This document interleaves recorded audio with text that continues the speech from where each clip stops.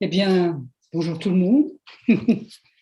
Et je vais vous parler de la politique d'assimilation dans les colonies. Je pose la question, une notion républicaine, point d'interrogation, et je vais vous présenter ce qu'elle a été du XVIIe au XIXe siècle dans les colonies françaises et dans la colonie de Saint-Domingue essentiellement, parce que c'est difficile de traiter l'ensemble des colonies, elles sont trop dispersées. Enfin bref, voilà. Donc c'est cette question que je propose d'examiner, une assimilation entendue comme la même législation entre la métropole et les colonies. Alors certains historiens des colonies françaises qui ont vu cette politique apparaître avec le Directoire à partir de la Constitution de 1795 qui a été renversée par le Consulat et puis l'Empire. Mais cette forme de même législation entre la métropole et les colonies existe non pas en général sur l'ensemble des lois, mais sur certains points précis qui doivent être précisés et qui méritent d'être précisés pour mieux comprendre. Alors, il m'a paru intéressant de présenter l'évolution de ces politiques coloniales depuis l'édit de 1685, qui est une des premières législations sérieuses des colonies françaises à partir du XVIIe siècle, jusqu'à la Troisième République. Je n'irai pas au-delà, mais parce que c'est le même système. C'est le même système, vous verrez, pas tout à fait. Et en précisant toujours les principes des politiques coloniales françaises, sur quoi se fondent les principes de ces politiques et les changements profonds qui se sont imposés depuis le XVIIe siècle. Ce sont ces changements qui sont intéressants, évidemment. Alors, les débuts de l'Empire colonial français au XVIIe siècle, comme vous le savez, le Nouveau Monde a été rencontré par hasard par Christophe Colomb, qui n'avait aucun projet de conquête. Il ne faut pas croire qu'il avait des projets de conquête. Il cherchait une route, comme vous devriez le savoir, une route pour faire à l'ouest par l'Atlantique, et il espérait tomber sur la Chine et l'Inde pour faire du commerce. Il a été soutenu par la couronne d'Espagne et il est parti, puis pouf, il rencontre cet énorme continent qu'il a d'abord vu sous forme des petites îles des Antilles, et puis ils ont découvert cela, l'immensité de cet énorme continent, peu à peu, lentement. Et donc, c'est aussi par hasard que les habitants de ce nouveau monde avaient un armement beaucoup plus faible que les Espagnols, qui avaient des armes à feu et des chevaux. Ces autochtones n'avaient pas tout cela. Ils avaient d'autres armements, bien sûr, mais ils n'avaient pas cela.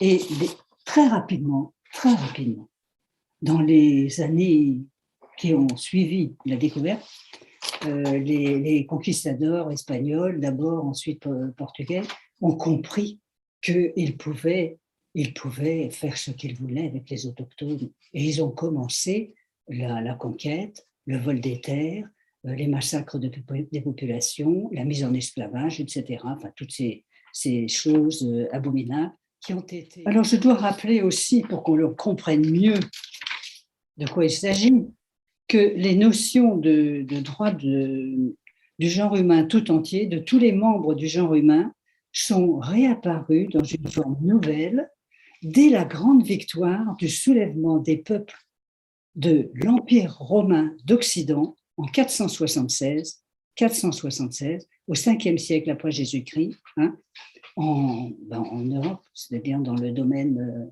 dans le domaine ouest européen, parce qu'ils refusaient l'esclavage et la conquête des Romains dans le domaine, dans l'Empire romain d'Occident. Alors, cette question des droits naturels humains a été spontanément exprimée par les victorieux, qui ont quand même collé une pile, battu l'armée romaine. Je veux dire, bravo, félicitations. Et ces droits naturels ont été immédiatement repris d'expressions qui étaient déjà présentes chez les Romains d'abord, mais chez les Romains qui les avaient distordues parce qu'ils avaient de la conquête et de l'esclavage, ce qui est absolument opposé à la victoire de 476 qui précisément se fait contre l'esclavage, contre la conquête. Hein, voilà. Donc c'est clair.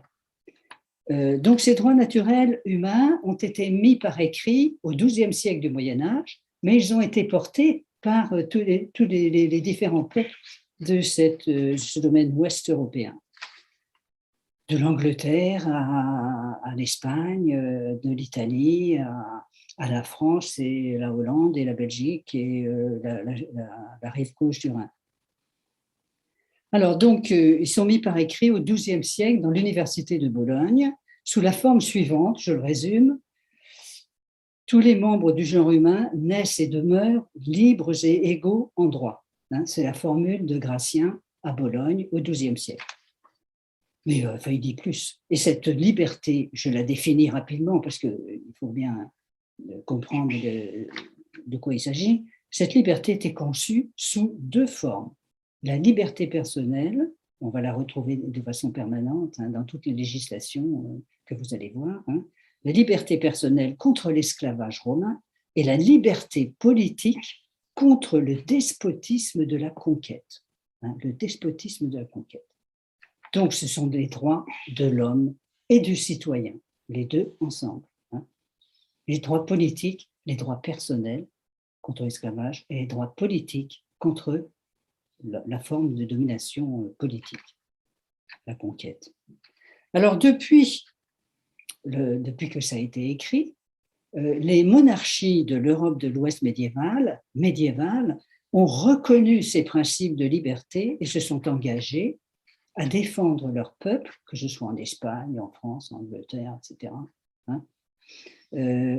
défendre leur peuple contre toute tentative de retour du servage et de l'esclavage. L'esclavage vise les Romains et le servage visait les formes de tentatives des féodaux qui avaient voulu imposer du servage en Europe pendant un certain temps et qui ont été combattus par les paysans du domaine ouest européen qui se sont libérés de cela très tôt, très tôt. Bien.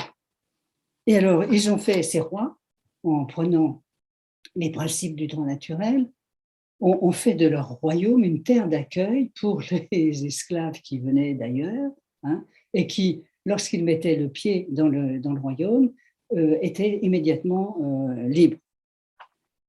Ceci nous permet de comprendre pourquoi je vous raconte tout ça. D'abord, je suis intéressant, et deux, c'est parce que les monarchies, à partir de 1492, que ce soit la monarchie espagnole, que ce soit la monarchie française plus tard, la monarchie, sont quand même très réservées sur l'esclavage quand il va se développer, apparaître et se développer. Sont très réservés. Et pourquoi ? Parce qu'ils ont des principes à défendre qui sont déjà inscrits dans l'organisation de la monarchie. Voilà. Et puis, cela nous apprend encore que ce ne sont pas les métropoles, c'est très intéressant quand même, ce ne sont pas les métropoles qui ont l'idée d'inventer les colonies et le colonialisme, l'esclavage, etc., etc. Le détail vivant, les choses vivantes, importantes, qui sont créées, inventées par ces colons, qui vont devenir donc des esclavagistes, évidemment. Ce sont eux qui veulent imposer leur propre décision, leur propre conception du droit, leur propre conception de la domination, etc. Par conséquent, les métropoles sont obligées de les écouter et de discuter avec eux. Alors, j'en viens à la législation du roi de France avec l'édit de 1685. L'Angleterre et la France se sont intéressées aux conquêtes coloniales fort tard, à partir du milieu du XVIIe siècle. Donc, c'était déjà bien commencé, bien organisé, etc., etc. Et Louis XIII et Louis XIV, qui étaient influencés par la mode des colonies, etc., étaient très réticents, l'un comme l'autre, devant l'esclavage. Et l'édit de 1685, qui a été fait à l'époque de Louis XIV, avec Colbert, comme son nom l'indique, l'édit de Colbert aussi, l'édit de 1685, et était fait en discussion à Versailles avec les représentants des colons qui disaient exactement ce qu'ils voulaient. Et donc, la réserve, la réticence du roi Louis XIV est exprimée dans l'édit de 1685. Alors, voyons de plus près. Il s'agit de créer un ordre juridique esclavagiste. Ça, il n'y a pas de problème. Mais cet ordre juridique esclavagiste ne va pas être, en 1685, avec l'accord des colons, ne va pas être fondé sur un critère, un principe raciste, parce que le racisme n'existe pas encore dans les colonies françaises. Dans les colonies des autres, les plus anciens, ça c'est une autre affaire. Mais dans les colonies françaises, les colons français ne s'appuient pas encore sur le principe raciste de la couleur de peau, mais sur celui de l'état juridique de libre et esclave. Libre et esclave. Évidemment, le système de la traite des captifs africains vendu massivement dans le Nouveau Monde est déjà bien rodé, hein, et il a commencé depuis le XVIe siècle, et surtout, il est bien rodé dans les îles à sucre et à esclaves, comme on les appelle au XVIIIe siècle, parce que c'est le lieu privilégié pour les colons de faire la plantation sucrière qui leur rapporte beaucoup, parce qu'ils viennent là, dans les îles à sucre et à esclaves, pour faire fortune. Pour faire fortune, ça veut dire qu'une partie des colons va rester et faire souche, mais une grande partie des colons, d'autres colons, évidemment, viennent faire fortune en essayant d'accumuler de la richesse par le sucre. Et une fois qu'ils ont fait fortune, ils quittent la colonie et rentrent en France pour y vivre tranquillement et noblement et oublier toutes les horreurs qu'ils ont dû faire. Hein, voilà. Alors, donc, le principe raciste n'existe pas dans la législation du roi de France en ce qui concerne l'affranchissement des esclaves. C'est très précis, comme je vous l'ai dit précédemment. C'est très précis. Hein. C'est un affranchissement des esclaves qui est quoi? Une naturalisation par laquelle les esclaves jouiront de tous les droits des sujets libres du roi. Je vous lis l'article 59 de cet édit. Je cite: « Octroyons aux affranchis les mêmes droits dont jouissent les personnes nées libres. Voulons que le mérite d'une liberté acquise produise en eux, tant pour leur personne que pour leurs biens, les mêmes effets que le bonheur de la liberté naturelle cause à nos autres sujets. » Fin de citation. Donc cet article affirme deux principes, celui de l'appartenance au genre humain des esclaves africains. Ils savent très bien qu'ils n'ont pas devant eux des mouches ou des chevaux, hein, bon, ils savent très bien. Et ensuite, dans le statut juridique d'affranchis qui leur restitue leur liberté naturelle. Donc l'esclavage a été un moment dans leur vie qui ne leur supprime pas complètement, grâce à l'affranchissement, leur liberté ingénue d'être humain. Hein. Donc ils récupèrent leur liberté d'ingénu en étant affranchis. Donc il n'y a pas de principe raciste. J'espère que j'ai été très claire sur les questions. Et la conception du droit royal en 1685 est la même pour tous ces sujets libres. C'est pour ça que c'est une assimilation, mais c'est une assimilation limitée aux droits des libres de couleur quand ils atteignent la naturalisation. Hein. Voilà. et sans principe raciste. Alors, quand le principe raciste est-il apparu chez les colons français? Entre 1685 et 1730, on constate qu'il y a plusieurs versions de l'édit de 1685 et qui sont développées à partir de certains faits dans les colonies que je vais vous raconter.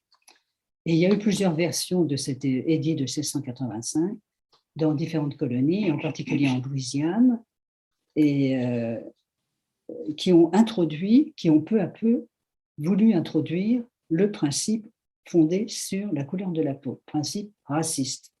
Alors en 1723 et en 1724, on a glissé dans les édits de certaines colonies, pas dans celui de Saint-Domingue, par exemple, mais dans certaines autres colonies, on a glissé les termes de blanc et de noir, qui n'existaient pas dans l'original, le premier de 1785.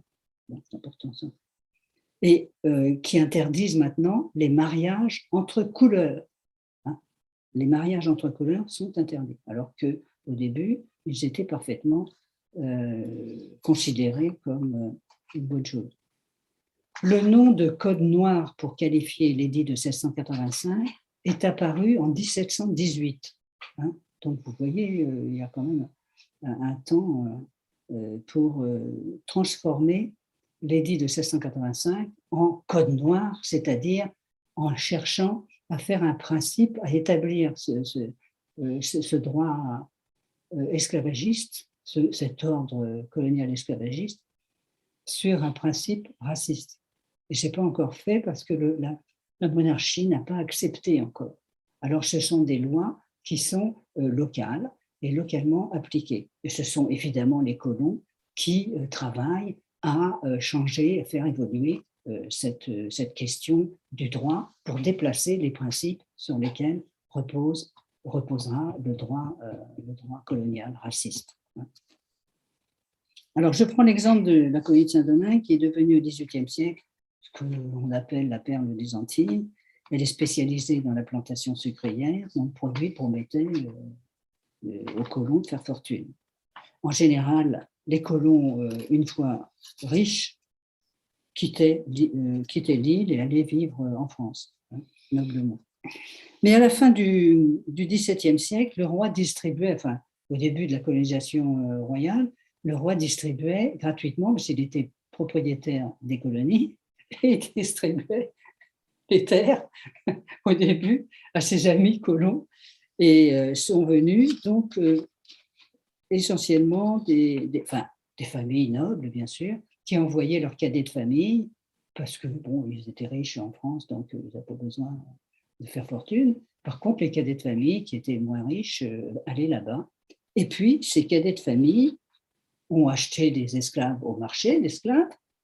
Une partie d'entre eux a trouvé que les femmes africaines étaient très belles et les intéressaient, et ils les ont épousées légitimement. J'insiste sur le légitime, évidemment, parce que c'est important. Et donc, l'édit de 1685, qui est fait après ses débuts de colonisation, l'édit de 1685 rend immédiatement les femmes esclaves libres dès qu'elles sont mariées légitimement, et la descendance de ces colons mariés avec des femmes africaines, évidemment, ingénue.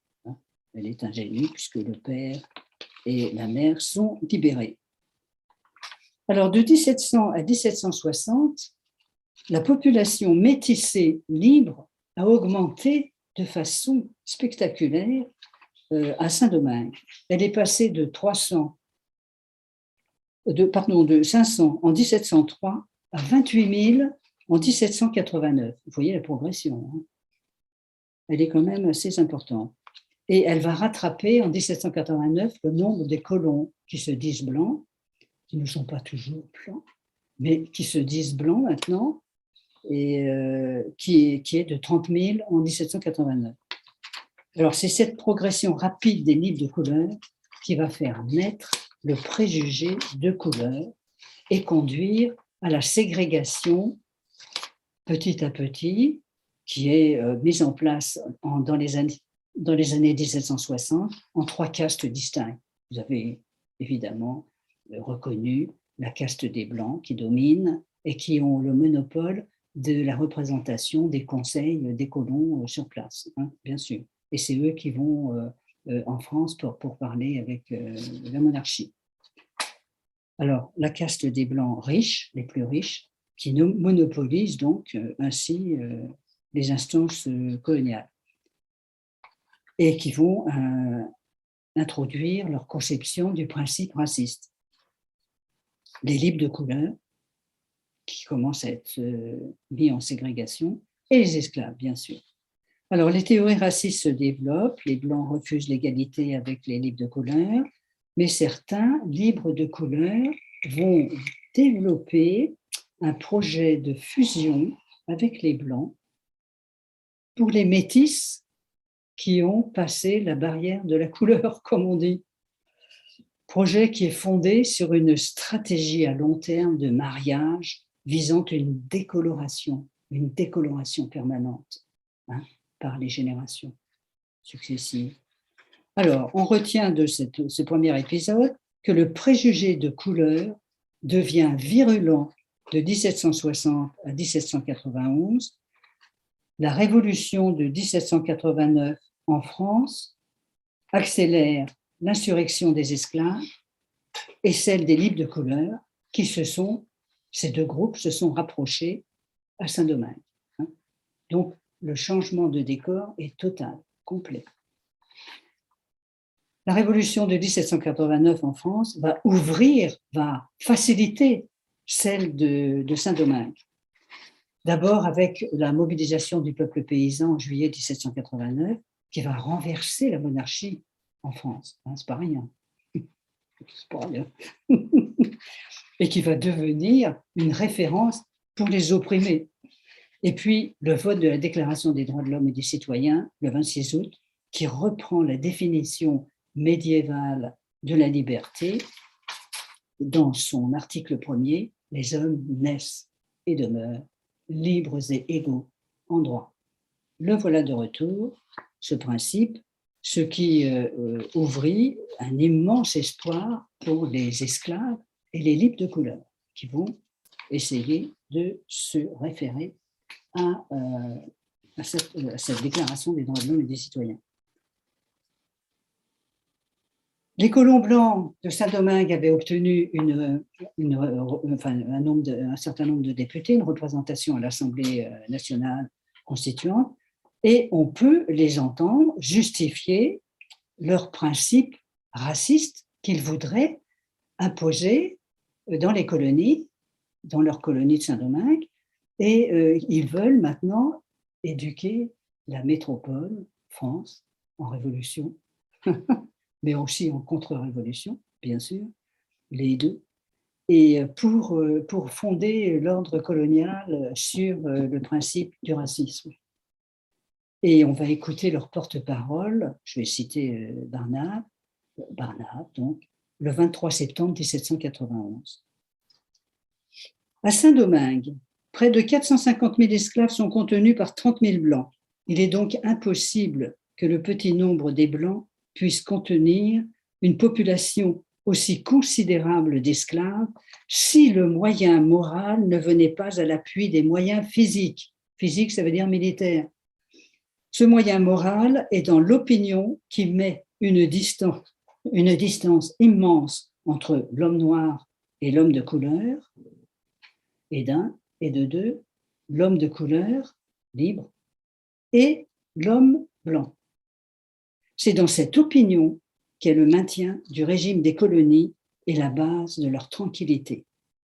Du moment que le nègre, qui n'étant pas éclairé, ne peut être conduit que par des préjugés palpables, par des raisons qui frappent ses sens ou qui sont mêlées à ses habitudes, ce régime est absurde, dit Barnave, et disent les colons, ils le savent très bien. Ce régime est absurde, mais il est établi. Ce régime est oppressif, mais il fait exister en France plusieurs millions d'hommes. Ce régime est barbare, mais il y aurait une plus grande barbarie à vouloir y porter la main. Voilà. Alors, ce texte est très intéressant parce qu'il révèle ce moment où, dans la France en révolution, il faut justifier ce qui n'est qu'un préjugé, le préjugé de couleur. C'est un terme typiquement du XVIIIe siècle, hein, ça c'est évident, qui dit clairement de quoi il retourne. Clairement, hein, les colons ne se cachent pas, Barnave ne se cache pas. Ce n'est qu'un préjugé reconnu par les colons esclavagistes comme injuste, mais nécessaire à l'équilibre de la colonie afin de créer, quoi donc, un complexe d'infériorité chez l'esclave qui va être maintenu dans une ignorance la plus obscure possible à cause de sa couleur. Comme on le voit avec l'expérience coloniale, le régime d'oppression d'autrui exige tout un savoir sophistiqué pour opprimer philosophiquement, moralement et politiquement les esclaves. C'est un préjugé qui est irrationnel, contraire à la méthode des Lumières de l'époque qui justement cherche à combattre les préjugés. Et enfin, les colons ont conscience que les esclaves sont des êtres humains. Ils sont parfaitement conscients et qu'il faut les maintenir le plus possible dans l'ignorance pour leur inculquer ce préjugé, en déshumanisant les esclaves. Mais en le faisant, les colons se déshumanisent eux aussi. Et c'est intéressant à comprendre. Alors, la Révolution en France a provoqué la réaction des colons blancs qui excluent le droit de vote, du droit de vote les libres de couleur dès 1789. Et des milices des colons qui servaient à réprimer les révoltes d'esclaves sur place, dans les colonies. Et c'est à partir de ce moment-là, de l'exclusion des libres de couleur des milices, que les libres de couleur vont être contraints, puisqu'ils subissent des tas de violences de la part des colons blancs, vont être contraints de prendre le maquis dans la colonie de Saint-Domingue pour échapper aux violences, et ils vont se séparer des intérêts esclavagistes des colons blancs. C'est très important, évidemment, de comprendre cette évolution. Et ils vont chercher à s'allier avec les esclaves. Les esclaves ont suivi cette division entre colons et libres de couleur avec le plus grand intérêt et ont ainsi compris que les libres de couleur ne soutenaient plus les colons blancs. La conséquence de cette division, c'est que les esclaves ont commencé à comprendre que c'était le moment pour eux de se mettre en insurrection, puisque la répression était très affaiblie. Et c'est ce qu'ils vont faire le 23 août 1791. Comme vous voyez, c'est très court comme délai, si j'ose dire, et ils le font assez rapidement. Et cette insurrection des esclaves de Saint-Domingue, qui va commencer dans la province du Nord, ne va plus s'arrêter pendant 13 ans. Ne va plus s'arrêter pendant 13 ans, jusqu'à l'indépendance d'Haïti, en 1804. Donc c'est important. Et elle n'est pas faible. Vous avez compris. Alors, les députés de la montagne, du côté gauche, comme on l'appelle, mais qui est déjà appelé aussi la montagne depuis 1789, ont dès 1789, donc, été au courant de ce qu'il se passait dans la colonie de Saint-Domingue. Et pourquoi ? Parce que les députés de Saint-Domingue et les libres de couleur qui avaient créé une société à Paris, la Société des citoyens de couleur, qui est très intéressante au niveau de son nom, les citoyens de couleur qui revendiquent leur couleur et qui veulent être citoyens, qui sont venus à Paris pour expliquer les choses. Et c'est très intéressant. Donc, les députés de la montagne, qui en général ne connaissaient pas grand-chose aux colonies, parce qu'il faut avoir le nez dedans pour les connaître, ou bien s'y intéresser par ailleurs, comme le fit Grégoire, par exemple, l'abbé Grégoire, de ce qui se passe à Saint-Domingue. Hein.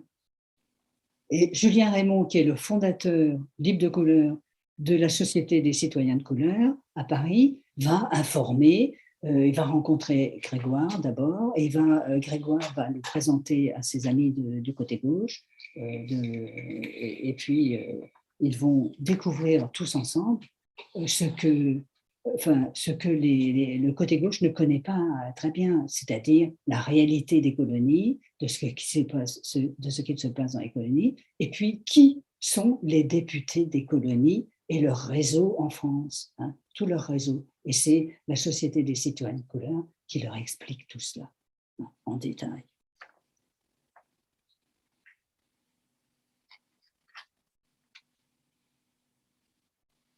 Alors, les députés de la montagne, enfin le côté gauche, a été, le 22 mai 1790, a exprimé son opposition à toute conquête. Je le dis aussi parce que, comme vous avez vu, la question des droits de l'homme, c'est une question des droits personnels et des droits politiques. Et la conquête est considérée comme quelque chose de négatif pour le côté gauche. Hein. Et c'est très intéressant de voir qu'il y a un grand débat général sur les questions de la conquête. Mais la conquête, ça peut être aussi la conquête coloniale, hein, c'est pas exclu. Enfin, ce n'est pas prononcé dans le débat du 22 mai 1790. Enfin, le débat, il est beaucoup plus long, mais il s'achève à ce moment-là. Il va s'achever sur un décret qui est porté par le côté gauche, mais qui va être déformé par le côté droit, qui fait tout ce qu'il peut pour l'en empêcher.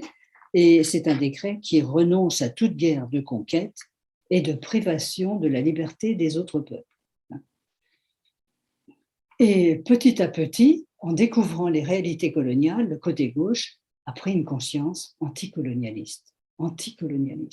Ils étaient déjà contre la conquête, mais maintenant, ils sont devenus anticolonialistes, comme le montrent leurs très nombreuses interventions de 1789 à 1794. Alors, rapidement, la Révolution, enfin si je puis dire, la Révolution du 10 août 92 a fondé une république en France, démocratique et sociale, en restituant les droits de vote au peuple et le système électoral du commis de confiance qui est responsable devant ses électeurs, hein, ce qui est très important, c'est très intéressant. Ce que Louis XVI avait dû rétablir pour convoquer les États généraux pour juillet 1789 et qui avait ensuite été interdit dans la Constitution de 1791 qui excluait à nouveau le peuple, enfin des droits politiques. Hein. En 91, le peuple n'a plus de droit, n'a plus de droit politique. Bien. Donc, la révolution du 10 août 1792 va renverser la Constitution de 91, choisir une convention qui est une nouvelle assemblée constituante pour donner une nouvelle constitution. Alors, cette constitution va mettre un certain temps à venir. Pourquoi ? Parce que la convention est élue en septembre 92 et immédiatement, elle a la majorité des votants, des votes de la convention, et la majorité est dominée par les Bressotins, les propositions des Bressotins girondins. Hein.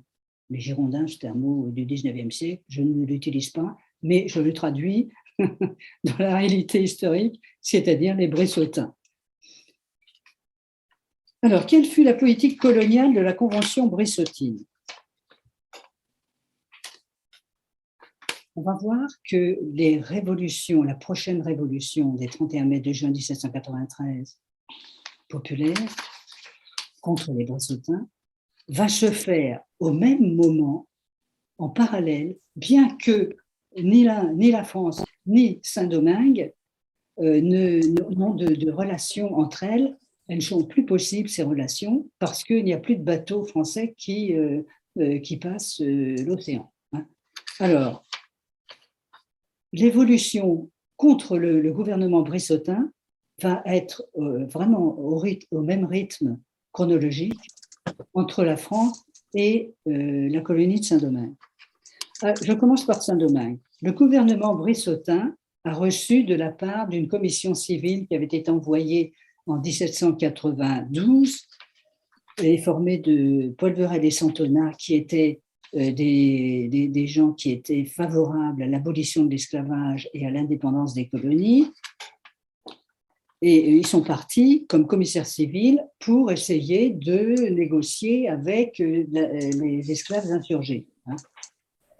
Et quand ils vont arriver, ils voient très bien tout de suite que l'insurrection est quand même très importante et très profonde. Et ils écrivent au début de l'année 93, la convention vient d'être élue au mois de septembre 92, on est au début de l'hiver 93, quand Paul Verel et Santona ont déjà compris ce qu'il se passait à Saint-Domingue, et qu'ils écrivent à la convention brissotine qu'il faut absolument abolir l'esclavage, faire quelque chose pour les esclaves, parce que le mouvement de l'insurrection des esclaves est extrêmement puissant. Et donc, en réponse, le gouvernement brissotin va envoyer un gouverneur, Galbaud, Galbaud, qui doit arrêter les commissaires civils Paul Verel et Santona. Alors, ce Galbaud arrive avec une énorme armée au mois de juin 93. Il déclare la guerre aux commissaires civils, Paul Verel et Santona, qui sont donc au Cap aussi, tous au Cap. Excusez-moi. Et les commissaires civils vont prendre les armes, se défendre, commencer à se défendre et faire un appel à tous les insurgés environnants de la région du Cap. Et la nouvelle va se propager et il y a plein d'insurgés esclaves et de libres de couleur qui vont arriver au Cap et puis participer à la bataille. Et à la fin du mois de juin 1793, Galbaud est battu à plate couture par les insurgés et ceux qui prennent les armes. Il est obligé de fuir avec son armée ailleurs. Il quitte le Cap fin juin 1793. Donc, ce combat est décisif. Pourquoi faire? Pour décider les insurgés à rester au Cap, ceux qui ont mis Galbaud dehors, à rester au Cap et pour discuter de la forme que prendra la libération de la colonie. Ils sont dans un projet de rupture avec le colonialisme. C'est fini, terminé. Alors, fin août, les insurgés qui sont au Cap discutent ensemble, toute cette population, hommes et femmes, discutent ensemble sur le projet de l'indépendance de la colonie. Ils prennent le nom, qui est très significatif, comme vous allez le voir, de Nouveau Peuple de Saint-Domingue. Nouveau Peuple de Saint-Domingue. Et ils décident de proclamer la liberté générale, c'est-à-dire supprimer l'esclavage. Ils appellent ça la liberté générale. Ils ne disent pas abolition de l'esclavage. Et ils invitent les deux autres provinces, parce que la colonie est divisée en 3 provinces, à faire comme eux. Et puis, ils continuent à se discuter, se féliciter, etc., se réjouir de la situation nouvelle. Et ils vont élire, sur les conseils de Paul Verel et Santona, une députation pour partir en France, lui demander, puisqu'ils savent que depuis la révolution des 31 mai de juin, dont je vais vous parler juste après, a eu lieu, pour donner au côté gauche, là, à la montagne, donc des nouvelles de la situation et lui demander surtout des armes, parce qu'ils n'ont pas d'armes. Ils ont des soldats, mais ils manquent de munitions et d'armes. Et ils vont élire ce qu'ils vont appeler eux-mêmes, les insurgés, la députation de l'égalité de l'épiderme. Ils choisissent trois pour montrer bien clairement de quoi il s'agit. Il s'agit d'un noir, d'un libre de couleur et d'un blanc. L'égalité de l'épiderme, et cette députation de l'égalité de l'épiderme va en partie, c'est trois députés qui vont partir, et qui vont être soutenus par Paul Verhaeghe et Santona, et protégés par l'ambassadeur de France à New York pour obtenir un bateau pour aller en France, ce qui n'est pas facile, évidemment. Bien sûr, vous imaginez un peu que le parti colonial a tout intérêt à les massacrer en cours de route, hein, évidemment, bien sûr. Et ils réussissent à atteindre la France en janvier 1794. Alors, en France, je reviens un peu en arrière, les Bressotins avaient choisi de ne pas discuter de la Constitution, de la nouvelle Constitution qui devait remplacer celle de 1791. Et pour faire diversion, ils ont choisi de se lancer dans une guerre de conquête, une guerre de diversion bien évidemment, et ils se sont donnés comme principale conquête immédiatement la rive gauche du Rhin. Ils vont déclarer la guerre très rapidement, début 93, et puis ils vont la perdre parce que les peuples de Rhénanie ont résisté et se sont défendus, et l'armée bressotine est battue en avril 1793. Alors immédiatement, le côté gauche va organiser la révolution des 31 mai de juin 1793. Je dis un mot sur elle parce qu'elle est très intéressante, bien évidemment. Il ne s'agit pas de renverser la Convention, il s'agit tout simplement de rappeler les députés, les mandataires infidèles. On l'appelle comme cela dans les textes, dans les sources, hein, les mandataires infidèles. C'est-à-dire, on met en application le système électoral médiéval très ancien, qui est très démocratique et qui permet de révoquer les députés, révoquer les élus. Hein. C'est quand même une belle chose. Et alors donc, la révolution des 31 mai de juin 93 va se faire à Paris avec des pétitions qui viennent des électeurs, des députés bressotins qui ont déjà dénoncé et réclamé leur révocation, leur révocabilité, puisque c'est parfaitement dans la culture politique à eux. Hein. Ils le font depuis des siècles. Depuis des siècles. Hein. Bien. Donc c'est intéressant. Et donc, le 31 mai de juin 1993 va assigner à résidence, il ne va pas leur couper la tête et les couper en rondelles, non. Il les assigne en résidence à partir du 2 juin, avec l'interdiction de rejoindre la contre-révolution qui en France se développe autour des royalistes et autres alliés, des royalistes. Voilà. Donc, vous voyez, c'est concomitant. C'est en été 93 que la révolution de Saint-Domingue s'affirme et que la montagne s'affirme également. Et donc, elles vont se retrouver toutes les deux ensemble, de nouveau, avec l'arrivée de la députation de Saint-Domingue.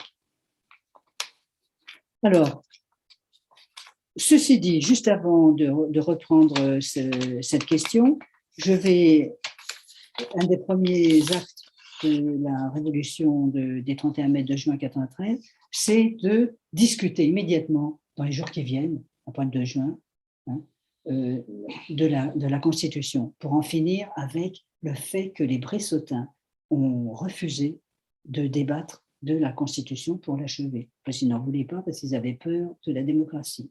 Donc, ils n'en voulaient pas. Bon, ben voilà. Comme ils ont perdu la majorité, on peut enfin discuter de la Constitution. Alors, que dit la Constitution de 1793 sur les colonies et ce que fit la Convention montagnarde? Alors, la deuxième Constitution de la France révolutionnaire, celle de 1793, commence par une déclaration des droits naturels du genre humain tout entier. L'article 18 précise l'interdit de l'esclavage, je le cite, « Tout homme peut engager ses services son temps, mais il ne peut se vendre ni être vendu. Sa personne n'est pas une propriété aliénable. Voilà. Le droit de résistance à l'oppression et le principe de la souveraineté populaire sont rétablis par rapport à la Constitution de 1791, qui a établi une aristocratie de la richesse, évidemment. Et le système électoral des hommes et des femmes est rétabli avec le système de la responsabilité des mandataires qui peuvent être révoqués. Alors, concernant les relations entre les peuples, la Convention voulait ajouter une déclaration des droits entre les peuples. Hein, et ça, c'est très intéressant. Reprenons le débat de mai 1790 pour le préciser. Robespierre avait inséré des articles à ce sujet dans son projet de déclaration des droits de 1793, qui avait été présenté à la Convention en avril 93 et qui avait été adopté par la Société des Amis de la Liberté et de l'Égalité, qui est le nom de ce que l'on appelle ordinairement, sans voir clair, le Club des Jacobins. Hein. Bon. Et qui affirmait le droit des peuples à disposer d'eux-mêmes et rendait possible l'indépendance des colonies. D'autres députés du côté gauche ont proposé des projets. Je ne peux pas vous en parler, c'est extrêmement intéressant, mais voilà. Retenons qu'en attente de cette déclaration des droits des peuples à disposer d'eux-mêmes et de s'allier pour se défendre contre les politiques de conquête coloniale, la Constitution de 1793 ne dit pas un mot sur les colonies. Hein. Elle prépare le terrain sans inclure les colonies, puisqu'elle sait très bien que la situation est en mouvement. Et voilà. Et l'évolution des colonies et des relations à nouveau possibles entre la France et Saint-Domingue va s'accélérer avec l'arrivée de la députation de Saint-Domingue en janvier 1794. Alors, protégée par le Comité de salut public, la députation de l'égalité de l'épiderme entre à la Convention le 3 février 1794 et est reconnue d'abord par la Convention comme légalement élue par le nouveau peuple de Saint-Domingue. Hein. C'est la première chose à faire. Donc, la Convention le reconnaît. Et le lendemain, 4 février, un des 3 députés de la députation de l'égalité de l'épiderme, Dufay, présente longuement les événements depuis l'affaire Galbaud jusqu'aux réunions et aux décisions que je vous ai racontées tout à l'heure, et expose pourquoi la députation est là en France. Parce qu'elle demande des armements, non point des soldats, hein, non ça va, merci, ça, on en a, mais des armements et des armes et des munitions, etc., tout ce qui est nécessaire pour faire la guerre, parce qu'ils sont face à l'occupation des Espagnols et des Anglais qui sont arrivés en septembre 1793 dans la colonie de Saint-Domingue pour empêcher, pour réprimer l'insurrection des esclaves. Parce que les Anglais ont eu un rôle très important dans cette affaire parce qu'ils craignaient énormément les révoltes d'esclaves. Hein. Alors, quand ils ont vu Saint-Domingue dans cet état, ils ont réussi à s'installer, à débarquer avec leurs Marines à Saint-Domingue en septembre 1793. Donc, la colonie est occupée depuis septembre 1793 et elle va rallumer la guerre des épidermes, bien sûr, évidemment. C'est ça qu'on fait dans les colonies, toujours. Et donc, voilà. Et la Convention va répondre le 4 février 1793 favorablement au nouveau peuple de Saint-Domingue, au nouveau peuple qui parle de peuple à peuple indépendant, hein, qui s'adresse à la France comme une puissance, non pas colonisatrice, mais elle lui demande d'être d'égal à égal, hein, pour préparer l'indépendance. Et c'est parfaitement lisible, c'est pas moi qui l'invente, hein, certainement pas, c'est parfaitement lisible dans les sources de l'époque et dans la correspondance de la députation de Saint-Domingue dans cette période-là. Elle parle d'égal à égal, de peuple à peuple indépendant. Alors, la Convention va répondre, favorablement à la demande d'armement, et deuxièmement, elle va décider de voter, enfin de proposer et de voter la liberté générale dans toutes les colonies françaises pour faire avancer le mouvement de décolonisation, hein, voilà. Donc elle le fait petit à petit et elle le fait comme cela. À la suite de ce décret, le Comité de salut public a envoyé une expédition en avril dans les Antilles. Alors cette expédition va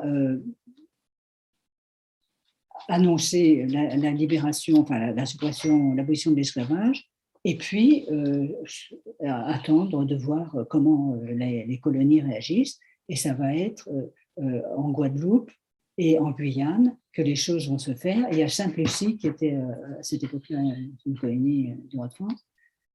Et par contre, la Martinique est déjà occupée par les Anglais. Quand ils ont vu ça, ils ont commencé à les prendre et à les empêcher donc l'abolition de l'esclavage. Alors, ce projet montagnard passe en juin 1700, enfin, cette application de l'abolition de l'esclavage se produit en juillet 1794, enfin en juin-juillet 1794, et pouf, immédiatement, la contre-révolution thermidorienne arrive. Hein. Donc, c'est l'arrêt de la politique montagnarde brutale par la contre-révolution du 9 Thermidor, 27 juillet 1794, hein, dans laquelle le parti colonial en France et un peu partout là où il peut agir, c'est particulièrement démené. Hein. Alors,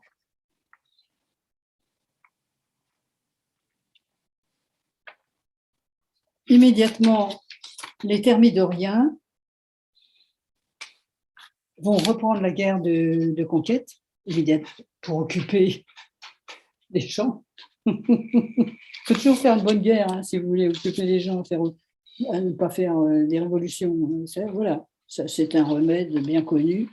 La guerre de diversion. Et la Convention thermidorienne va immédiatement réoccuper la rive gauche du Rhin.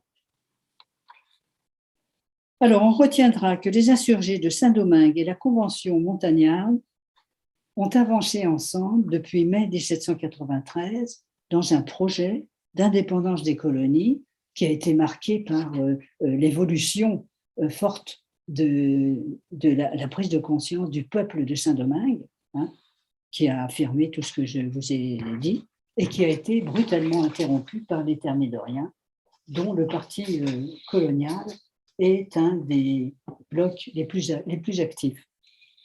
Alors, la Constitution thermidorienne d'août 1795 va quoi faire? Va détruire les avancées montagnardes. Elle rétablit une aristocratie des riches qui privait le peuple travailleur et toutes les femmes, même riches, des droits politiques.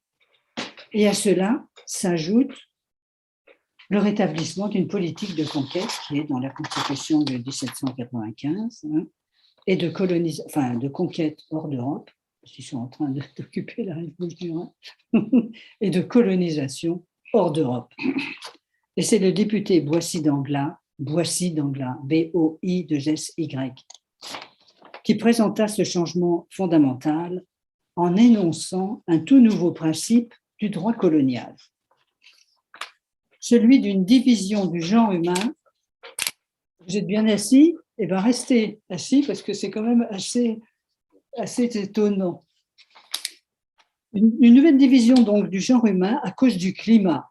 Le climat du nord étant opposé au climat du sud à cause de la chaleur et du froid. Et ça donne une opposition nord-sud sur les questions de la conception de la liberté. Alors, la liberté personnelle est encore entendue par les peuples du Sud qui n'aiment pas l'esclavage, dit Boissy d'Anglas. Hein, si vous lisez son texte qui est sublime dans son genre, hein, c'est vraiment impeccable.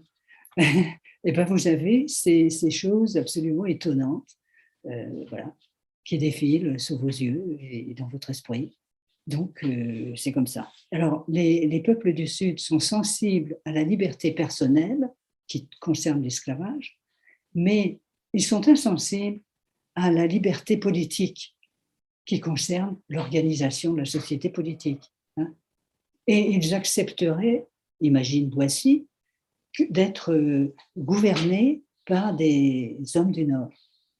Mais ce principe n'est pas du tout raciste parce que les gens du Sud qui viennent dans le Nord prennent conscience de la liberté politique. Oui, c'est un peu étonnant, mais enfin, c'est comme ça.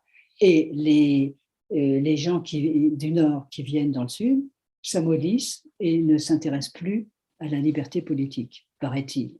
C'est les élucubrations de M. Boissy d'Anglas. Mais parce qu'il ne veut pas avoir un principe raciste. Donc, ce n'est pas les gens du Sud, ce n'est pas les gens du Nord, c'est le climat qui est déterminant dans cette affaire. Suis-je clair? Je l'espère. Alors, cette nouvelle division du genre humain rejette non pas l'universalité du genre humain, mais l'universalité de ses droits. C'est pas la même chose, hein, mais sans racisme. Et Boissy a lui-même nommé son système l'assimilation. Voilà, c'est ça qu'il dit. Soit l'égalité en droit personnel avec l'abolition de l'esclavage. Par contre, les colonies vont rester soumises à la colonisation des gens du Nord. Non, pas grave. Alors, des historiens ont repris de Boissy d'Anglas cette politique d'assimilation qui offrait bien des avantages. Et l'avantage de présenter le colonialisme sous un jour adouci. Il peut être gentil. Mais les nouveaux libres des colonies exerçaient-ils des droits politiques? Eh bien non, puisque la Constitution de 1795 a supprimé les droits politiques des pauvres travailleurs, la masse énorme des travailleurs, les paysans et tout ça, etc. Et puis toutes les femmes, hein, même riches. Donc, les nouveaux libres des colonies n'exercent pas de droits politiques, mais c'est logique dans la vision de Boissy d'Anglas qui sépare la liberté personnelle et la liberté politique. Donc, tu vois bien. Mais dans le système de Boissy d'Anglas, parce que toutes les assimilations, bah, on va voir. Mais enfin, le directoire n'a pas tenu sa promesse de l'abolition de l'esclavage. Tout d'abord, dans l'océan Indien. Alors, dans l'océan Indien, il y avait des colonies françaises et le directoire a envoyé Baquot et Burnel à La Réunion, à l'île de la Réunion, avec une force armée pour abolir l'esclavage, pour mettre en conformité la situation de la Réunion avec la Constitution. Et arrivés à bon port, ils assemblèrent les colons pour leur annoncer la bonne nouvelle. Et puis leur séjour ne dura que du 18 au 21 juin 1796, c'est-à-dire à peine un an après la Constitution. Et le gouverneur de la Réunion et ses forces armées ont reconduit gentiment mais fermement Baquot et Burnel au port pour qu'ils s'embarquent le plus vite possible sur un bateau qui n'était pas ceux avec lesquels ils étaient arrivés, et pour Fiche-le-Camp. Hein, voilà. Voilà comment ça s'est passé. Autrement dit, les agents du directoire et le gouverneur de la Réunion ont laissé faire les colons qui refusaient l'abolition. Et les choses en sont restées là. Voilà. Donc c'est embêtant. Et puis en 1798, le directoire a envoyé une expédition militaire à Saint-Domingue pour essayer de reconquérir la colonie de Saint-Domingue, en oubliant la situation qu'elle avait développée entre-temps. Alors, le général Hédouville arrive avec une énorme armée, et puis en mai 98, Toussaint Louverture, qui vient de battre les Anglais, c'est quand même une victoire assez consistante. Il a battu les Anglais, et les Anglais ont décidé de négocier avec Louverture. Ils n'ont pas choisi Hédouville qui venait d'arriver, non, certainement pas. Ils ont décidé de discuter avec Louverture, qui est leur vainqueur. Alors qu'Hédouville, il est arrivé par hasard. Et Louverture n'accueille pas Hédouville parce que il est occupé, puis il comprend très bien de quoi il s'agit, et il envoie un de ses généraux, Dessalines, avec l'armée qu'il a organisée et qui a vaincu pas mal de colons, hein, déjà les Français, les Espagnols et maintenant les Anglais. Je veux dire, l'armée de l'Ouverture, elle est très entraînée, hein, elle est solide. Et l'Ouverture envoie Dessalines au Cap pour arrêter Hédouville, et Hédouville n'a qu'une possibilité, c'est fuir au plus vite. Alors il fuit avec ses muscadins. C'est l'échec le plus total. Donc les deux événements révèlent que le directoire n'avait pas les moyens de se défendre contre le parti des colons esclavagistes en lui imposant sa propre politique coloniale. C'est pas possible. Alors on retient que la politique coloniale du directoire chercha à séparer la liberté personnelle de la liberté politique pour maintenir la domination coloniale avec l'abolition de l'esclavage. Maintenant, le coup d'État de Bonaparte va restituer le pouvoir aux colons, enfin, en principe. Le coup d'État de Bonaparte en novembre 1999 instaure le consulat et va imposer une contre-révolution coloniale. Le parti colonial a soutenu activement Bonaparte, comme l'a montré Yves Beynaud dans son livre « La démence coloniale sous Napoléon ». Et poussé par les colons, Bonaparte prépara une expédition de reconquête de Saint-Domingue, de la Guadeloupe et de la Guyane, ces trois colonies qui étaient indépendantes de fait depuis 1794. Et envoya une armée de 30 000 hommes en février 1802. 30 000 hommes, c'est quand même du sérieux. Alors, son armée a repris la Guadeloupe et la Guyane très rapidement et rétablissent l'esclavage en mai 1802. Par contre, à Saint-Domingue, indépendante depuis 1793, Bonaparte a perdu 60 000 hommes. 60 000 hommes. C'est quand même magnifique. C'est beau. Pour rétablir l'esclavage qui a seulement été rétabli en Guadeloupe et en Guyane. Mais il n'a pas pu empêcher l'indépendance d'Haïti, proclamée le 1er janvier 1804. Alors, en Guadeloupe et en Guyane, Bonaparte renoue avec le principe colonial raciste, c'est lui qui le rétablit, qui avait provoqué la double insurrection des libres de colons et des esclaves depuis 1789. Alors, ça a été la revanche avec Bonaparte du parti des colons qui avait perdu la main depuis 1789 et qui voulait englober dans le principe raciste les esclaves et les libres de couleur, les deux ensemble, tous les métis. Et je cite le décret voté par le corps législatif français proposé par Bonaparte. Le titre de citoyen français ne sera porté dans l'étendue de cette colonie et dépendance que par les Blancs. Aucun autre individu ne pourra prendre ce titre de citoyen ni exercer les fonctions et les emplois qui y sont attachés. Alors, il y a toujours 3 castes, blanches, les blancs, les libres de couleur et les esclaves, mais les mariages intercouleurs sont interdits, hein, et les mariages mixtes, hein, bien sûr, et c'est la fin de la politique d'assimilation des libres de couleur par décoloration, hein, et ça va durer jusqu'en 1848. De 1802 à 1848, ce sera le système de Bonaparte. L'objectif est toujours d'imposer aux esclaves, comme aux libres de couleur, un complexe d'infériorité à cause de la couleur.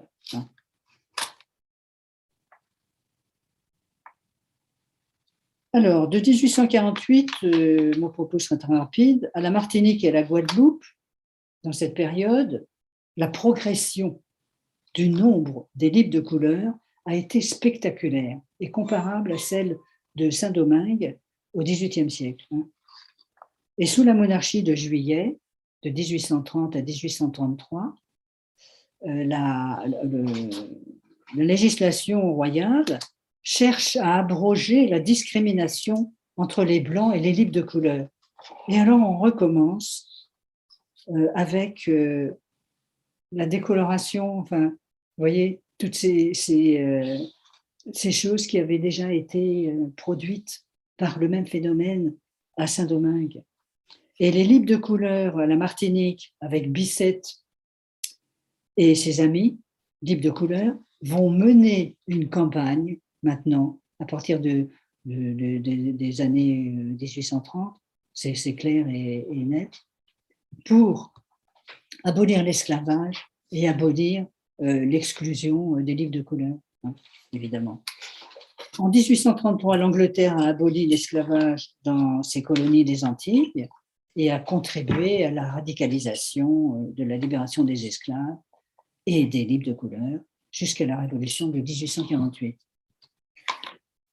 Alors, je voudrais terminer maintenant sur la politique coloniale de la Troisième République et je limite mon propos à quelques interrogations sur des préjugés qui recouvrent l'histoire de la Troisième République et l'histoire coloniale depuis 1492. Il faut quand même être clair. Je m'intéresse ici au livre de Gilles Manceron, Marianne et les colonies, une introduction à l'histoire coloniale de la France, la découverte 2003. C'est un petit livre, ça va très vite. Gilles Manceron est un membre de la Ligue des droits de l'homme. Mais Manceron écrit que les droits de l'homme viennent en France des philosophes des Lumières du XVIIIe siècle. Sans doute, certes, mais il semble réduire l'ancienneté de la revendication des droits naturels du genre humain à une histoire qui est très récente, du XVIIIe siècle, et qui est limitée à un seul pays, la France. Alors qu'elle est non seulement fort ancienne, mais elle est répandue dans bien des sociétés, des civilisations humaines. Donc, c'est difficile de la limiter. Il pense que ce sont les philosophes du XVIIIe siècle qui ont mis au point la théorie des droits de l'homme, mais là aussi, c'est un préjugé dans le sens où, au Moyen-Âge, c'est le mouvement populaire qui a formulé ce refus de l'esclavage et ce refus de la conquête romaine, hein, par les armes. Bon, donc, c'est un petit peu délicat de réduire tout ça aux couches supérieures de la société. Oui, par exemple, Marc Bloch a montré ça en ce qui concerne le Moyen-Âge en France, dans sa première thèse, Rois et Serfs, qui a été soutenue en 1920. Hein. Il a déjà vu ça. Il a rencontré le droit naturel dans le cadre de cette étude de l'abolition du servage en France au Moyen-Âge. Et il ne sait pas ce que c'est que le droit naturel. Mais même s'il ne le sait pas, il ne le cache pas, parce qu'il ne le sait pas. Il dit, voilà, j'ai trouvé ça, Et bon, ben, je ne sais pas très bien ce que ça représente, d'où ça vient, mais enfin, je vais quand même l'utiliser pour expliquer que c'est très utile pour les paysans qui refusent le servage. Et c'est tout à fait intéressant de le voir déjà apparaître, même chez des historiens comme Marc Bloch, qui ont le sérieux de ne pas cacher ce qu'ils ne comprennent pas. Hein. Mancheron semble ignorer que la Révolution française a affirmé la Déclaration des droits de l'homme et du citoyen en 1789, mais qu'elle fut chassée, cette déclaration des droits de l'homme et du citoyen, des droits naturels de l'homme et du citoyen. Vous m'avez suffisamment entendu pour comprendre que la liberté personnelle et la liberté politique, ce sont deux choses différentes, mais qui peuvent être reliées. Hein. Et les diviser, c'est un petit jeu particulier pour supprimer une partie de la liberté humaine.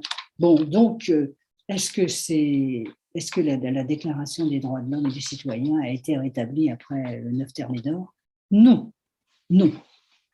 La Déclaration des droits et des devoirs de l'homme de la Constitution de 1795 n'a rien à voir avec la philosophie du droit naturel, la philosophie des droits de l'homme et du citoyen. Bon, je pourrais m'étendre longtemps sur cette question, mais enfin bon. Et la Déclaration des droits de l'homme et du citoyen n'a été rétablie en France qu'en 1946. Hein, en 1946. Pendant toute cette période de Thermidor à 1946, ça fait quand même assez long, il n'y a pas eu de déclaration des droits de l'homme et du citoyen. Non. Aucune.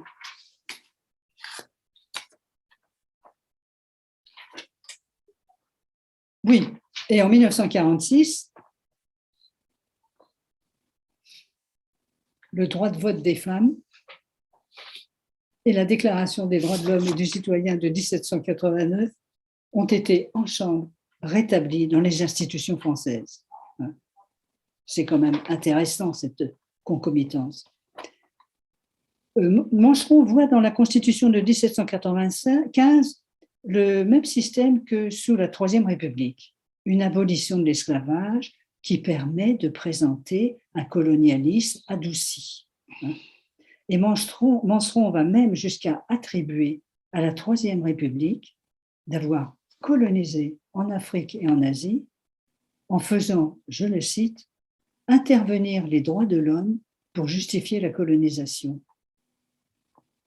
Mais il n'y a pas de déclaration des droits de l'homme. Ces droits de l'homme n'existent pas. Et aucune. Donc, il invoque un ectoplasme. Les droits de l'homme, oui, mais où c'est? Ça se promène? Certainement pas. Alors, sur les conquêtes coloniales en Afrique et en Asie au XIXe siècle, Mancheron ne détaille pas la suppression de l'esclavage, parce que la suppression de l'esclavage a eu lieu, mais son remplacement a été le travail forcé. Alors, sans un mot, hein, on n'a plus de système juridique qui écrit l'esclavage. Non, c'est le travail forcé. Et enfin, pour conclure, Mancheron semble ignorer surtout l'histoire de l'anticolonialisme. L'anticolonialisme de la période de la Révolution française, avec la politique montagnarde, qui est alliée aux insurgés de Saint-Domingue, qui sont clairement dans l'anticolonialisme, eux aussi. Hein. Et cette histoire de l'anticolonialisme, elle a commencé à partir de 1492. Hein, alors, il faut être sérieux quand même. Il serait temps de l'étudier.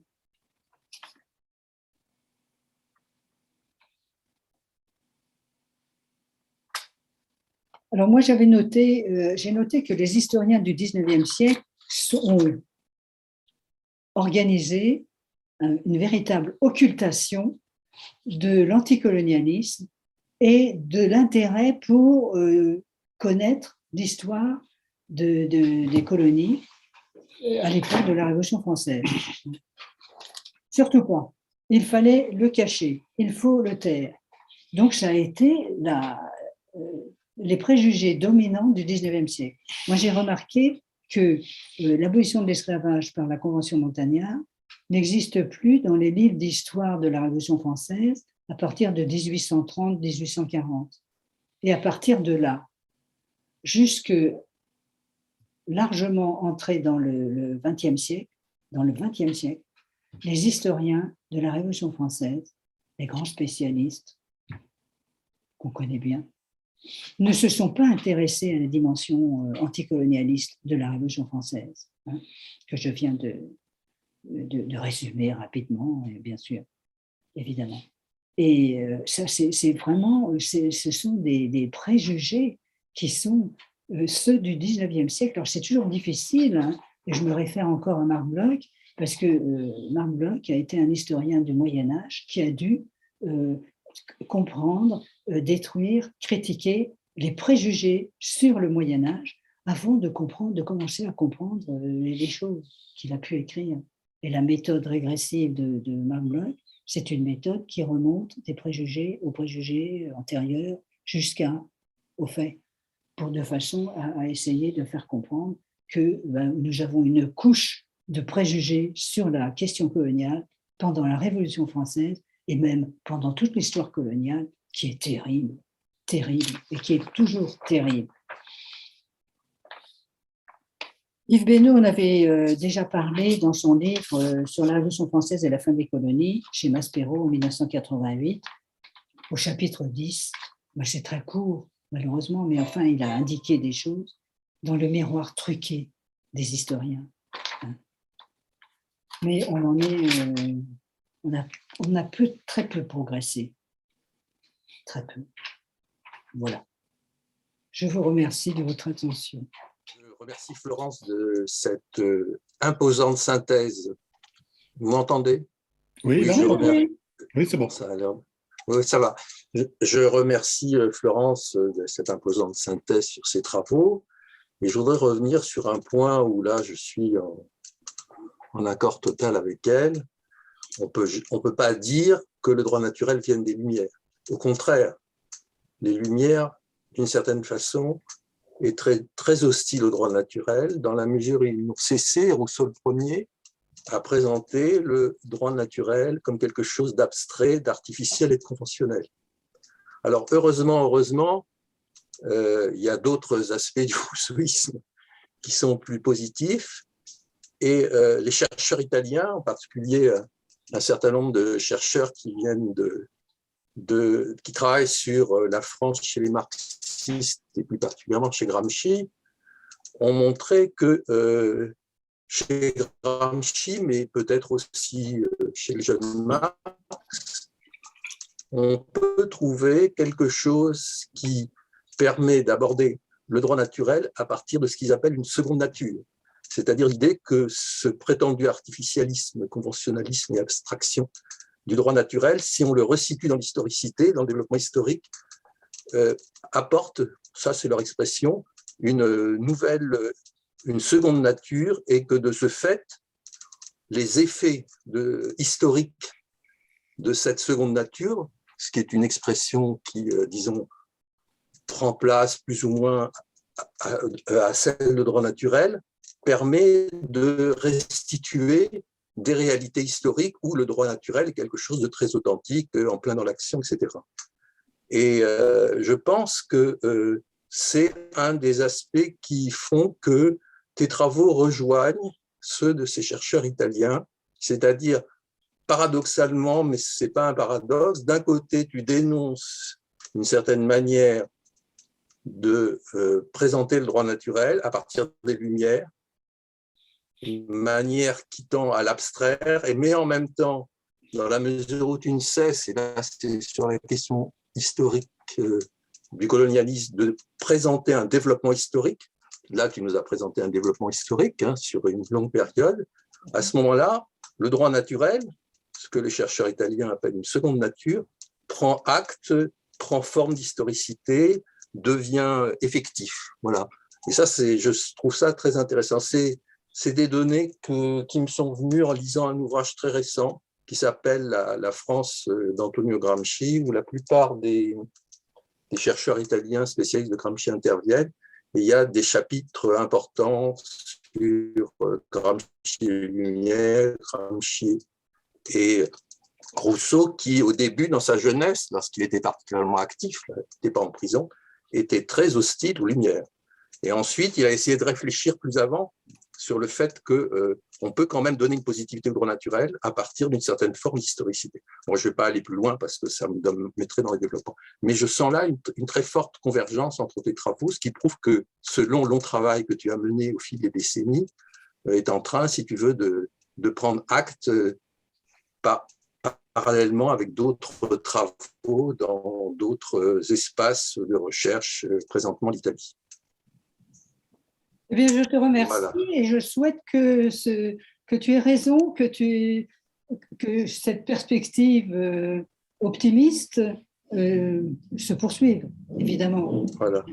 Mais moi, je suis historienne et donc, tu l'as bien dit, je mets le droit naturel en scène, si j'ose dire. Un peu pour moi qui met en scène, mais ça a été mis en scène dans l'histoire. Oui, non, mais c'est très intéressant.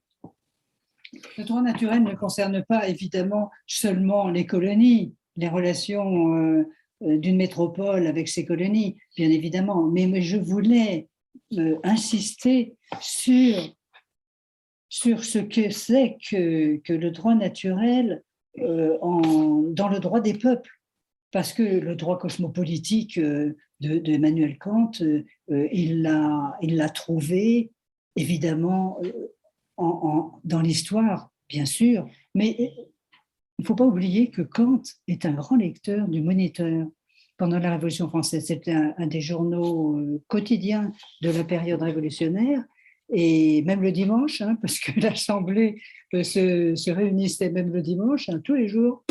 Et Kant, abonné, a lu toutes les sources que le Moniteur a pu publier dans cette période de la Révolution, et qui ont été des choses qui font partie de ce débat sur la question coloniale depuis 1789 jusqu'à Thermidor. Hein. Après, on en parle beaucoup moins, bien sûr, évidemment, puisque c'est la contre-révolution coloniale et l'aristocratie des riches qui se rétablit.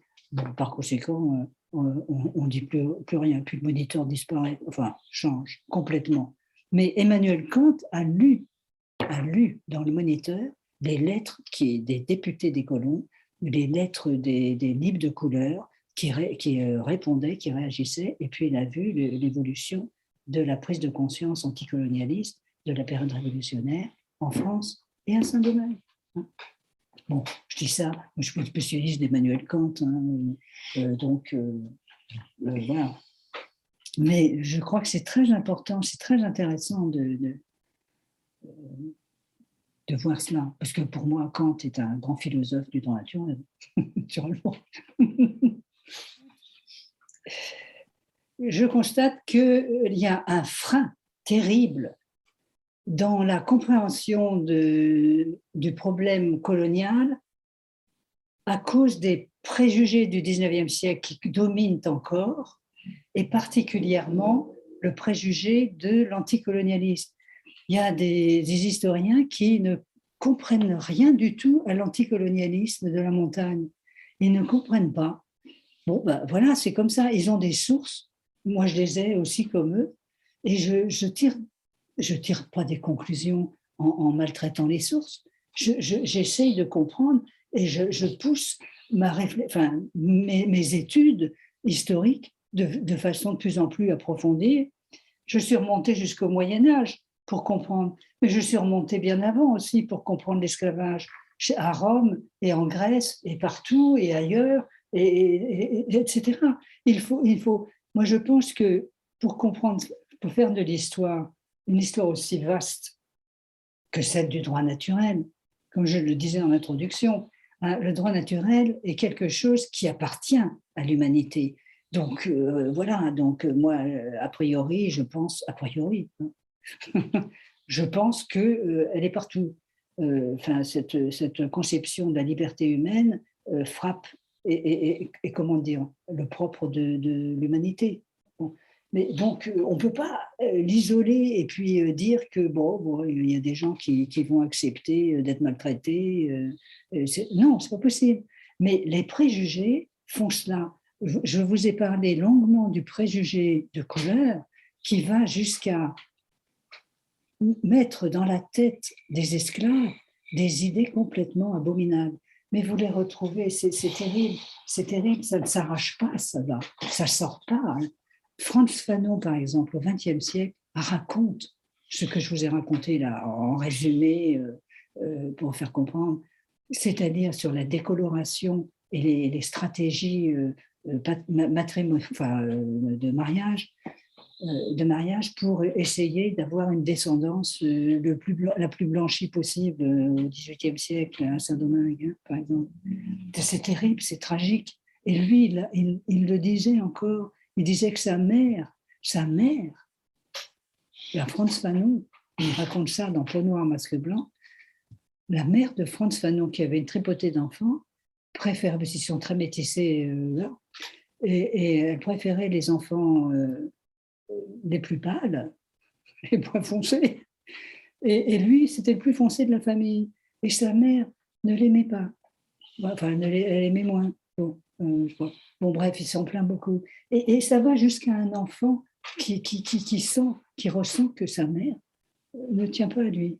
C'est quand même, c'est vraiment terrible, quoi. Vous voyez, et ce sont des choses qui sont, ben voilà, il faut les rendre vivants. Alors, les préjugés qui viennent là, c'est terrifiant parce que, par exemple, le préjugé sur l'anticolonialisme, il est d'une banalité chez les historiens de la période moderne et médiévale qui est incroyable. C'est étonnant. Étonnant. L'anticolonialisme, ça n'a pas le droit d'exister. Hein, c'est pas possible. Je vous ai parlé dans ce séminaire, je vous ai parlé de Bartholomé de Las Casas. Hein, je ne sais plus quand, mais je ne me souviens plus très bien. Oui, il y a 2 ans, voilà. On me souffle, il y a 2 ans. Voilà. J'ai parlé de Bartholomé de Las Casas, qui est quelqu'un qui a passé sa vie, qui était longue. Il est mort vieux. Et il a vraiment étudié tous ces crimes abominables qu'il a repérés à 35 ans. Hein. Et puis, au fur et à mesure qu'il comprenait, il se trompait, il pensait, il se faisait des illusions. Et puis, au fur et à mesure qu'il comprenait les choses, il devenait de plus en plus intelligent, fin, critique d'une manière absolument extraordinairement fine sur tout. Il arrive même à comprendre, alors qu'il a vu très peu d'esclaves africains déportés. C'était l'expérience des Portugais. Les Portugais, ils avaient navigué depuis le XVe siècle, ils faisaient de la navigation autour de l'Afrique, et ils avaient appris de façon tout à fait humble. Ce n'étaient pas des colons hein, à cette époque-là, pas du tout. Et ils avaient appris de façon tout à fait humble ce que c'était que le commerce, ce que c'était que l'esclavage, ce que c'était que les plantations sucrières, etc. Et les Portugais savaient ce que c'était. Et alors, Las Casas regarde de près, et puis il découvre que il dit dans l'histoire des Indes, qui est formidable, je veux dire, c'est un livre absolument remarquable de finesse d'analyse et de sensibilité humaine, c'est prodigieux. Et il connaît le droit naturel. Hein, et dominicain, et dominicain, et jacobin, quoi. Ce jacobin, ça représente le nom des dominicains de Paris, parce qu'ils étaient rue Jacob. Non, rue Saint-Jacques, pardon, pas rue Jacob, rue Saint-Jacques. Et le peuple parisien les appelait les jacobins parce qu'ils avaient leur costume de laine claire et des sandales. C'était un ordre mendiant. Et ils étaient juste à côté de la Sorbonne. Donc, c'est un jacobin, quoi. Donc, le parti des Jacobins, qui est une insulte pendant la Révolution française, parce que ça renvoie à la guerre des religions hein, du XVIe siècle et XVIIe siècle, etc., où les Jacobins ont joué un rôle particulier, mais qui n'a rien à voir avec les Jacobins de la Révolution française. Ouais, bah, faudrait quand même peut-être commencer à réfléchir à ce petit détail. Et au lieu d'appeler la société révolutionnaire qui s'appelle Société des Amis de la Constitution, qui a un nom parlant, ou Société des Amis de la Liberté et de l'Égalité, ça parle aussi. Moi, j'appelle tous en tas jacobins. on ne comprend plus rien. Bon, on ne comprend plus rien du tout. Bon, bref, Las Casas, c'était un jacobin, un bénédictin, et il avait une grande culture. Mais il a perfectionné toute sa vie, sa culture juridique, pour pouvoir parler au roi d'Espagne ou à la reine d'Espagne, ça dépendait des cas,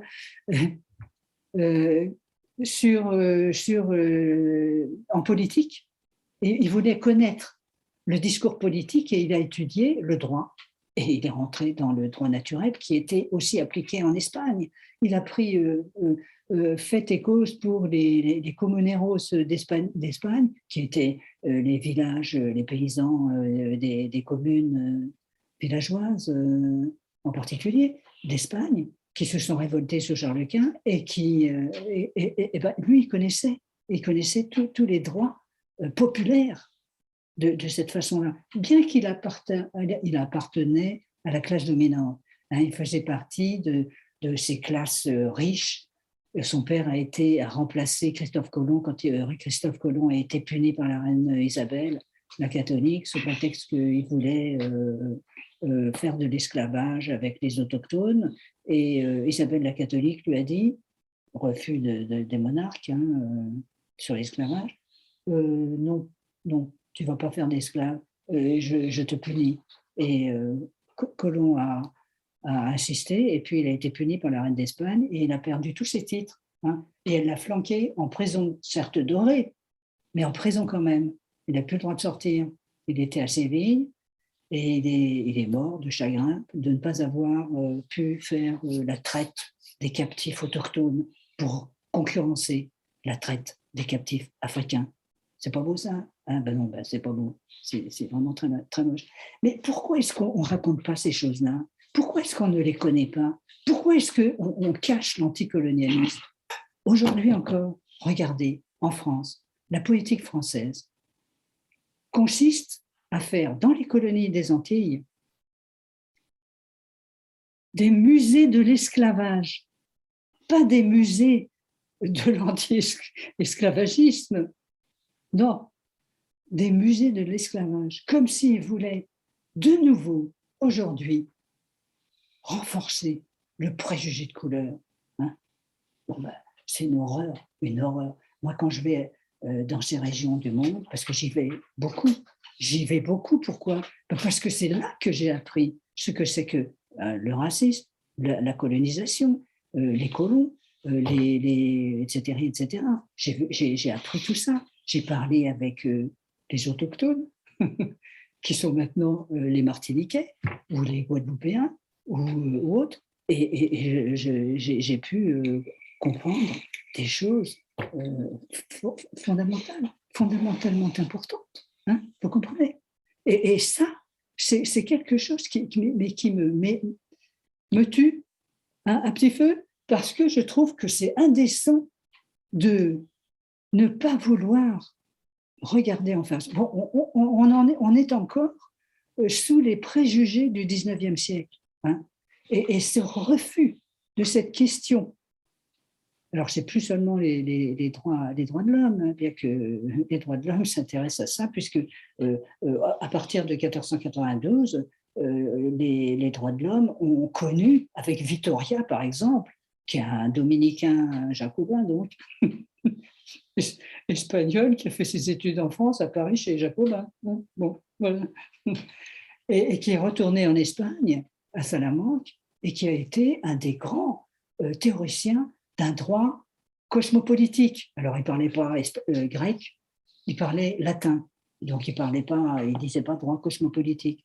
Mais c'est lui qui a véritablement, à ce moment-là, parlé de ce droit cosmopolitique. C'est quand même tout à fait intéressant, avec le droit des peuples. Et il défend les autochtones du Nouveau Monde pour être les propriétaires de leur territoire, de leur société, de leur culture, de leur culte, de leur religion. Et Bartholomé de Las Casas, bien que moine dominicain et chrétien, a compris qu'il ne fallait pas imposer la conversion aux autochtones, qu'ils avaient leur propre culture, qu'ils avaient des religions, des croyances, des choses de ce type-là, qu'ils avaient tout ce qu'il fallait. Hein. Bon, c'est pas la peine de vouloir leur imposer.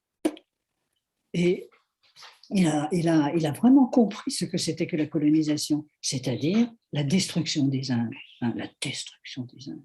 Quelle analyse puissante, c'est incroyable. C'est-à-dire la destruction des sociétés autochtones, là, qu'il a sous les yeux, dans le Nouveau Monde.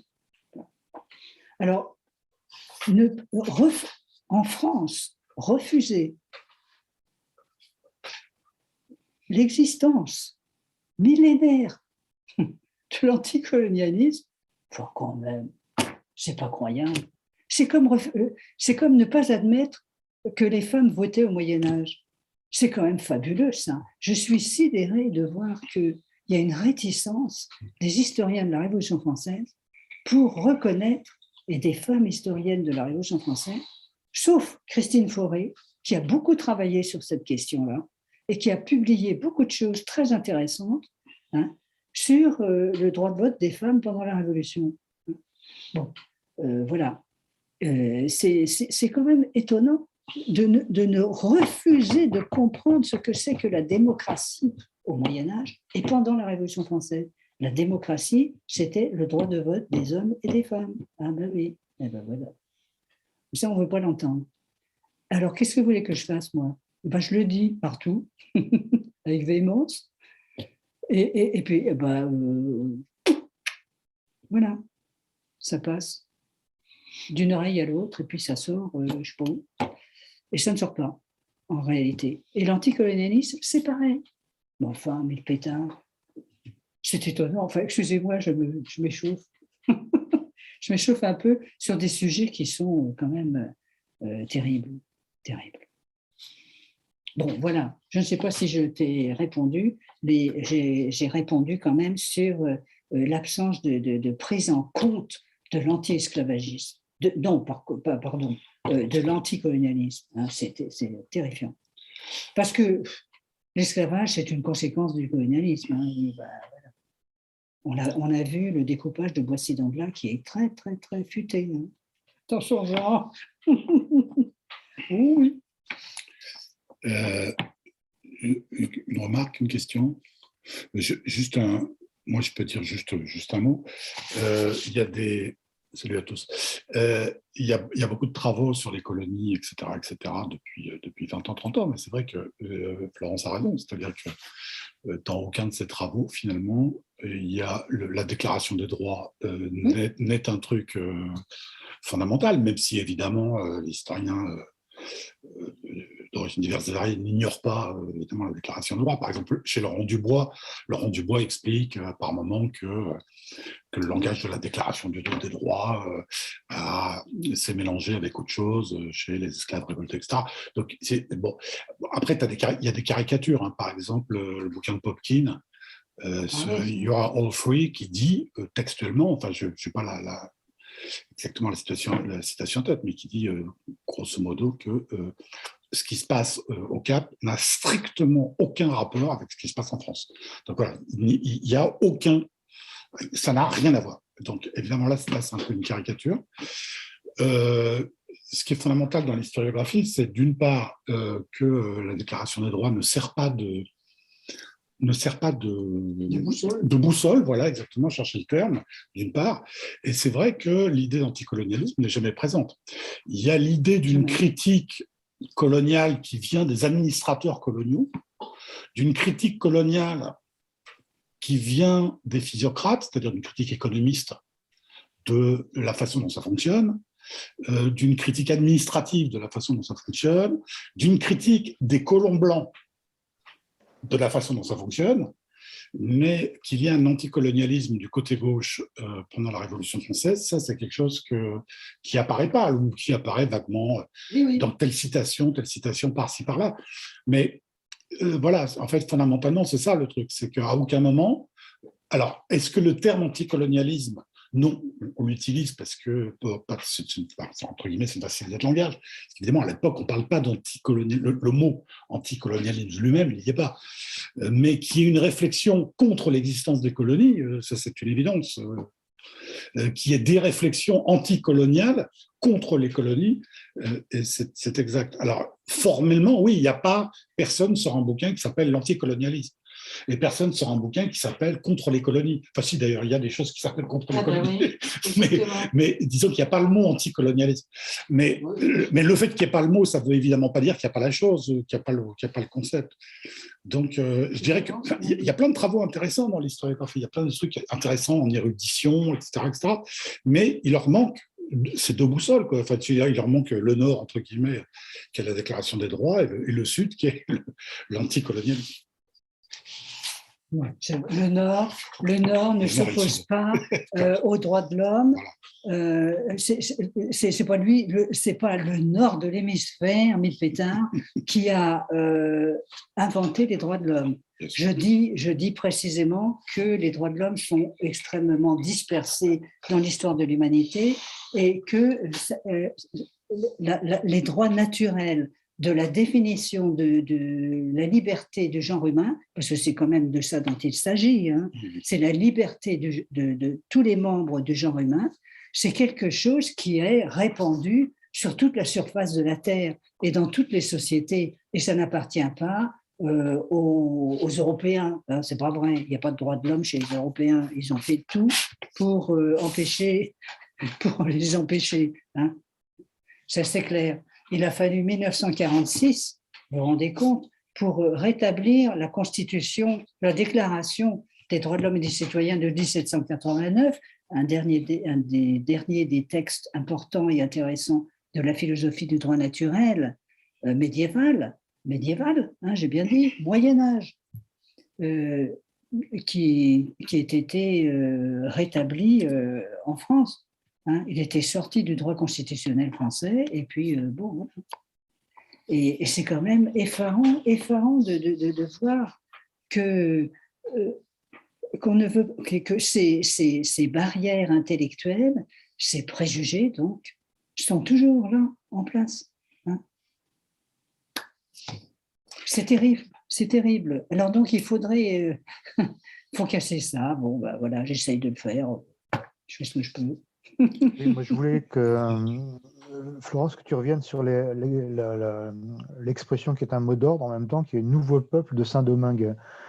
Comment est-ce que ça émerge? Est-ce qu'il y a des discussions autour de la catégorie de nouveau peuple, former un peuple, hein, et comment est-ce que ça apparaît une fois? Est-ce que tu le retrouves dans les sources? Mais bien sûr. Est-ce que c'est mis en avant? Est-ce que c'est utilisé comme mais bien sûr. Une forme performative par la délégation avant et à Saint-Domingue même quand c'est construit? Mais bien sûr. Moi, j'ai publié les lettres de la députation de Saint-Domingue dans les annales historiques de la Révolution française.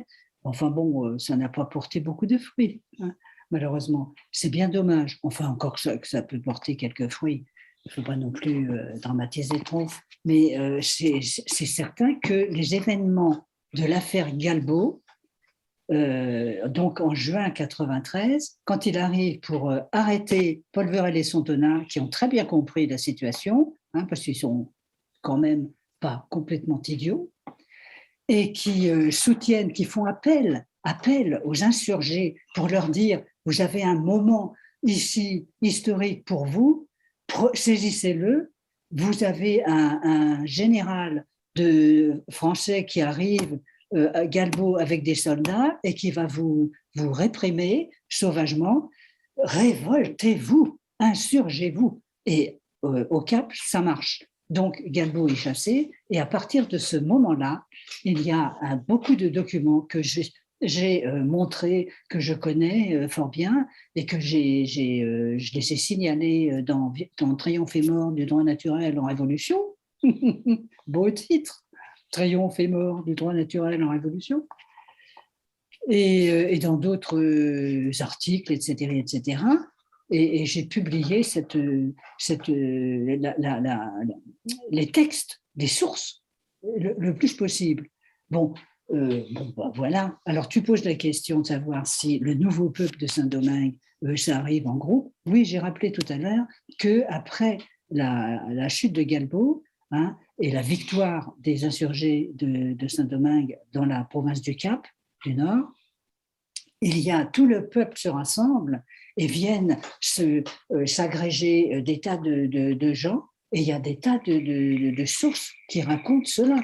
Et dans la région du Cap, dans la ville du Cap, il y a eu des débats et des discussions qui ont duré de juin 93 jusqu'au moins en septembre 93, avec l'expression le nouveau peuple de Saint-Domingue, qui apparaît encore dans la bouche du Fay quand il prend la parole à Paris en février 1794, hein, quand il fait son grand discours, et il raconte tout ça, et il y a plein de sources. Et c'est une prise de conscience du nouveau peuple de Saint-Domingue, et on ne peut pas faire plus simple et plus clair. Bon, voilà. Et la liberté générale, c'est une notion aussi qui est fondamentale, qui est intéressante. Ce n'est pas l'abolition de l'esclavage, c'est la liberté générale. Hein, ce n'est pas la même chose. Et puis, la députation de l'égalité de l'épiderme, alors ça, c'est formidable, c'est extraordinaire. Et ça a eu lieu d'abord en France avec la Société des citoyens de couleur. J'ai raconté tout ça. Hein, j'ai raconté tout ça dans Triomphe et mort du droit naturel. Mais bon, voilà, ça n'a pas l'air de parler beaucoup. Enfin, si, ça parlait beaucoup pendant un certain temps. Mais enfin, bon, bref.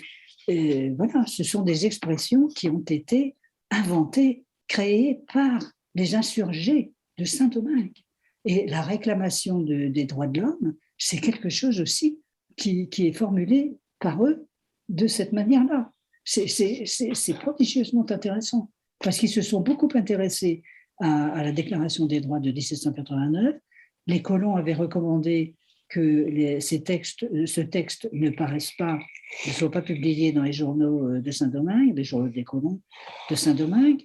Et immédiatement, le texte est venu et les esclaves s'intéressaient beaucoup à cela. Et les libres de couleur qui étaient anti-esclavage leur lisaient et puis ils leur faisaient comprendre ce que ça représentait. Bon, je veux dire, il y a eu un travail tout à fait intéressant d'éducation entre les libres de couleur et les esclaves insurgés de Saint-Domingue. Quand ces deux groupes fondamentaux sur le plan de la population de la colonie de Saint-Domingue se sont rapprochés de plus en plus. Il y a toute la